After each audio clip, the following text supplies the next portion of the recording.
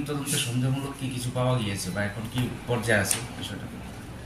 এখন আমরা অ্যাকচুয়ালি গতকাল একটা আমরা কগনিজেবল কেসে আমরা কেস রেজিস্টার করেছি। বিচারমূলক কেস নাম্বার হচ্ছে 19 নাম্বার, আর আন্ডার সেকশন হচ্ছে 85/108 বিএনএস। আর সে হচ্ছে মেয়ের যে বড় ভাই অমৃত কুমার দেববর্মা, সে একটা কমপ্লেন করেছিল গতকাল, যেটা ধর্তব্য যে অপরাধ। আর এই যে অপরাধমূলক ঘটনার ব্যাপারে আমরা একটা কেস রেজিস্টার করেছি।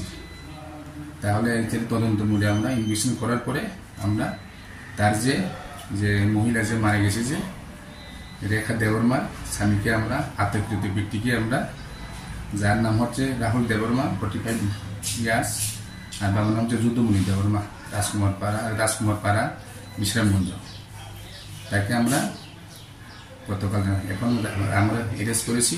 এখন কোর্টে আমরা আজকে ফরওয়ার্ড করা হবে। Thank you sir.